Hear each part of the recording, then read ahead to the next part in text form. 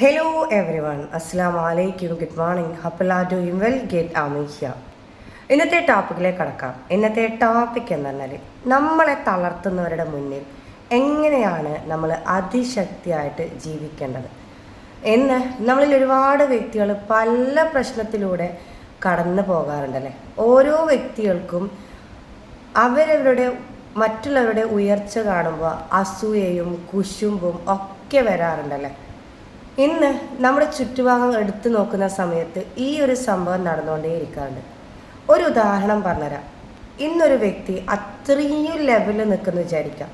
അതെന്തുമായിക്കോട്ടെ, അത് പ്രൊഫഷൻസിലാവാം, എഡ്യൂക്കേഷനിലാവാം, ഏതിലാണോ, ഫാമിലിയിലാവാം, ഏതിലാണോ അവർ നല്ല രീതിയിൽ നല്ലൊരു ഉയർച്ചയിൽ നിൽക്കുന്ന സമയത്ത് ഇവരെ എങ്ങനെയെങ്കിലും താഴ്ത്തിയിലേക്ക് കൊണ്ടുപോകണമെന്ന് പല ടീം മെമ്പേഴ്സും ചുറ്റുഭാഗങ്ങളായിട്ട് കണക്ഷൻസ് ഉണ്ടാവും. ഇവരെങ്ങനെങ്കിലും ഒന്ന് താഴ്ത്തിയിട്ട് ഒന്ന് കൊണ്ടുപോകണം.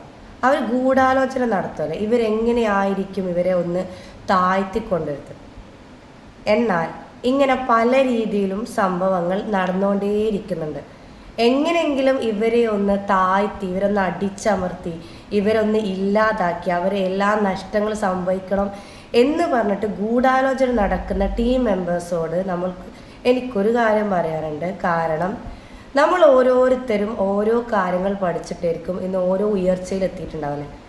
ഓരോ വ്യക്തിൻ്റെയും എഫേർട്ട് മൂലമായിരിക്കും ഓരോ സക്സസ് ഉണ്ടാവില്ലേ.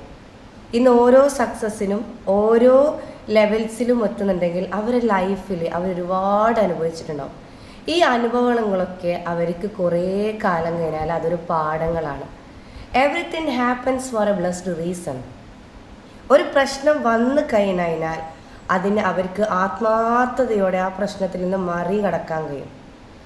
അതുകൊണ്ട് ജീവിതത്തിൽ നമ്മളെ തളർത്തുന്ന ടീം മെമ്പേഴ്സ് ആണെങ്കിൽ നമ്മൾ അതിൽ നിന്ന് ഒരു സ്റ്റെപ്പ് മറികടത്തിയിട്ട് നമ്മൾ എന്താണെന്ന് അവരെ മുന്നിൽ നമ്മൾ കാണിച്ചു കൊടുക്കലാണ് അതിൻ്റെ പവർ എന്ന് വിചാരിച്ചിട്ട് നമ്മളവിടെ തളർന്നിട്ട് നമ്മളവിടെ സങ്കടപ്പെട്ടിട്ട് എന്നെ കൊണ്ടൊന്നും ചെയ്യാൻ പറ്റുന്നില്ലല്ലോ എന്ന് പറയുന്നതിന് പകരം അത് കാണിച്ചു കൊടുക്കേണ്ടത് നിങ്ങളുടെ റെസ്പോൺസിബിലിറ്റിയാണ്. താഴ്ത്തപ്പെടുത്തുന്നവരെ താഴ്ത്തപ്പെടുത്തിക്കോട്ടെ, അത് ചിന്തിച്ചിട്ട് നമ്മളെ ഇല്ലാതാക്കരുത്. ഉയർച്ചയിൽ പോയിക്കൊണ്ടേയിരിക്കാം. ഈ 2026 നിങ്ങൾക്കൊരു നല്ല കാലം വരട്ടെ എന്ന് പ്രാർത്ഥിക്കുന്നു. ഇറ്റ്സ് മീ ഗെറ്റ് അമി ടോക്ക്. എൻ്റെ ചാനൽ ഇതുവരെ സബ്സ്ക്രൈബ് ചെയ്യാത്ത ടീം മെമ്പേഴ്സ് ആണെങ്കിൽ പെട്ടെന്ന് എൻ്റെ ചാനൽ സബ്സ്ക്രൈബ് ചെയ്യേണ്ടതാണ്. Thank you, by.